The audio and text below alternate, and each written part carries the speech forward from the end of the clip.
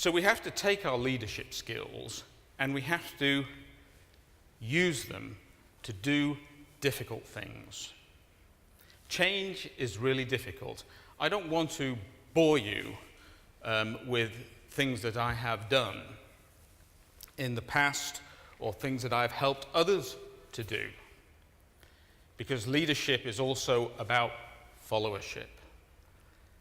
What do we call a leader with no followers? And you see plenty of them around. Would anyone like to give me a view of what a leader without followers is called? Sorry, speak up. A what? Sad. Yeah. Actually, I'd go a bit further than that. A nuisance. Or a maverick. So the start of a leadership is to create the view, the vision, the dream of something being different from what it is now, and to take it somewhere and to persuade other people, because it's not possible to do anything alone. I was hearing before in the conversation about partnership. Everything depends now on your ability to inspire others to pursue the same course of action that you have. For me, the touchstone of every decision I ever made in healthcare was, will this benefit the patient? If it would benefit the patient, that was the way to make the decision. What changed for me over the course of a long career was the difference between the one patient who was in front of me and the many patients that I started to carry responsibility for as my career progressed and I took on, larger and larger responsibilities and challenges. But it's that ability to create a future, to inspire other people, to share your belief in that future, and then to have the apparatus and the skills to move relentlessly towards that future. And I'm really keen on you guys. Actually, Teresa Nelson will tell you that I wasn't that keen on you or your predecessors when I started working with the Leadership Council. But I was wrong, and that's a leadership skill too, to be able to listen to someone else's view.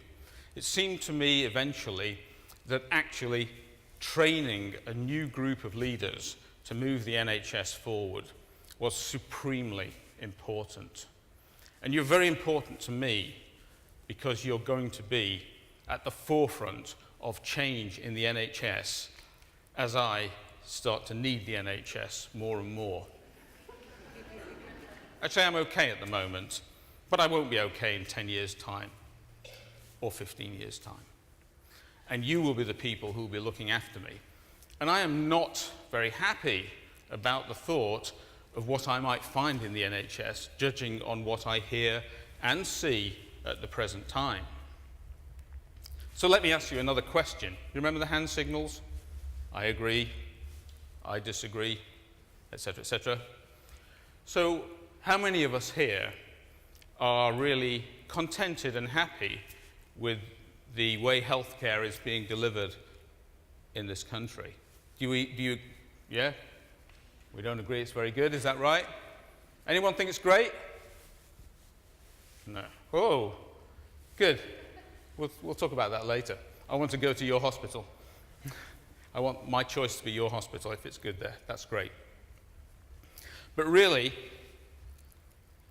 I didn't appreciate till, years had passed, that actually when I embarked on the NHS, it was quite early in its time. I began to work in hospitals only 17 years after the start of the NHS, so I've seen a lot of the NHS.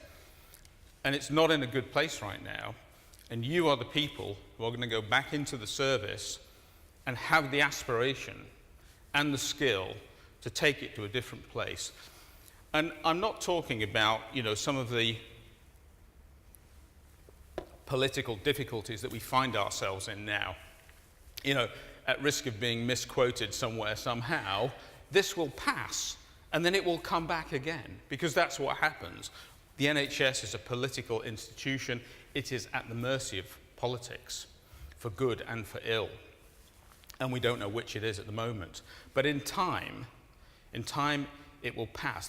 The golden thread is clinical care, healthcare. What is happening? Can we bring it together to create better services for patients?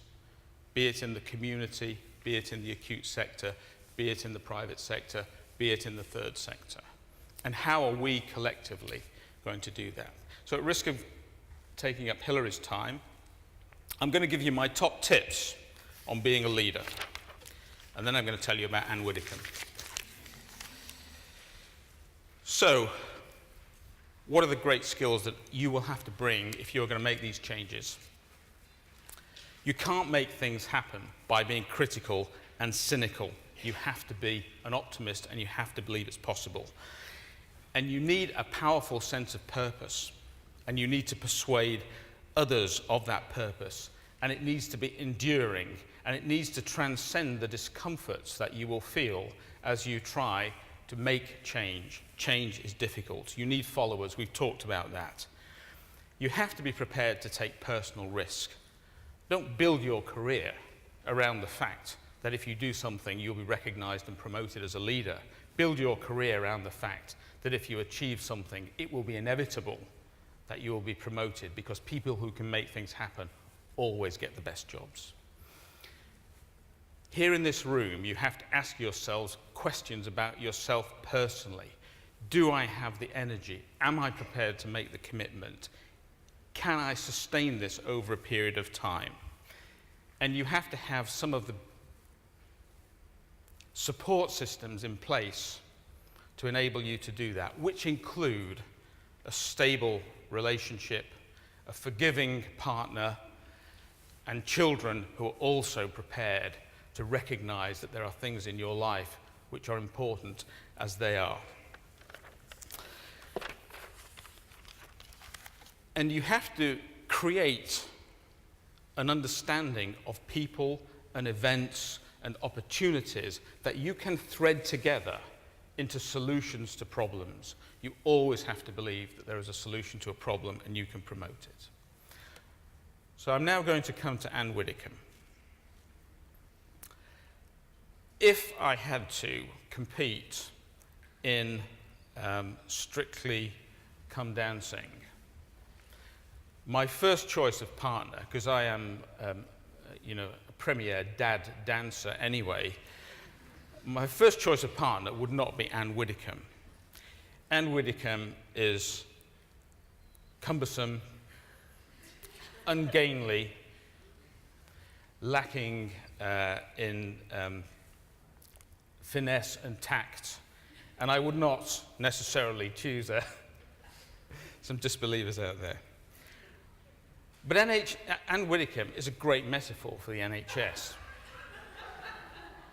Because what we have is an organisation that you would not necessarily choose as your dancing partner. But Anne Widdecombe also has some great qualities. She's honest, she's wholehearted, she's prepared to put herself out there and give what she has and accept in return the love and affection of the audience.